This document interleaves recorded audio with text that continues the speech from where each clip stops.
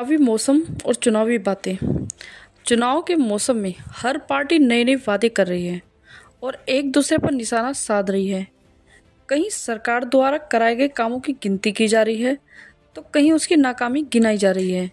वहीं चुनाव के इस मौसम में टिहरी लोकसभा सीट से निर्दलीय प्रत्याशी बॉबी पवार ने आखिर ऐसा क्या कहा, आप भी सुने। भाई चुनाव मैदान में हो, बड़े बड़े दिग्गज सामने, आपके चुनाव का स्थिति क्या रहेगी? आप देखिए, चुनावी मैदान में है, एक राजनीतिक लड़ाई है। जिस लड़ाई को सड़कों पर लड़ रहे थे, कहीं ना कहीं जब हमें लगा, हमारे साथियों को लगा कि सड़कों पर लड़कर इस लड़ाई को नहीं जीता जा सकता है, इसके लिए राजनीतिक लड़ाई करनी पड़ेगी। तो लोकतंत्र के इस महापर्व में हम लोगों ने भी उन राजनीतिक दलों के सामने खड़े होने की हिम्मत जुटाई है। उन लोगों के सामने आज मजबूती से खड़े हैं जिन लोगों ने इस उत्तराखंड को 24 वर्षों से छला है। तो राज सही है, लोगों के बीच जा रहे हैं, क्या कुछ रुझान आप देख रहे हैं, विजिट कर रहे हैं?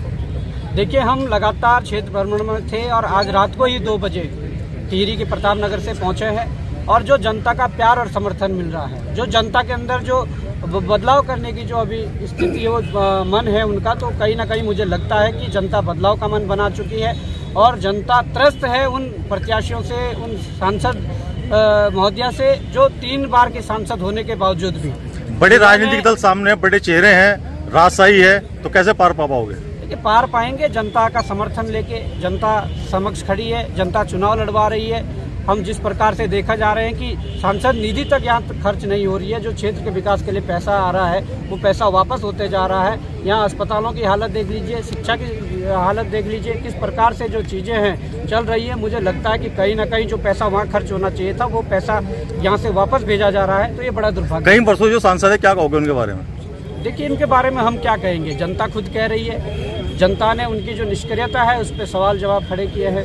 तो कहीं ना कहीं मुझे लगता है कि इस बार जनता के लिए ऑप्शन है, जनता के पास ऑप्शन है, तो बेहतर ऑप्शन जनता चुनेगी। और मुझे उम्मीद है कि कहीं ना कहीं जिस प्रकार से हम सड़कों से लेकर जो संघर्ष कर रहे हैं, उन संघर्षों की बदौलत जनता में। सहसपुर विधानसभा की सबसे बड़ी समस्या वो कूड़ाघर है। 5 लाख लोगों का जीवन प्रभावित हो रहा है, तो क्या उम्मीद कर रही जनता आपसे? देखिए, मैं ये कहना चाहता हूँ, ये कार्य क्षेत्र तो नगर निगम और राज्य सरकार का है, पर इसके लिए संघर्ष किया जाएगा उस ईमानदारी के साथ, जिस ईमानदारी के साथ सड़कों पर संघर्ष किया है।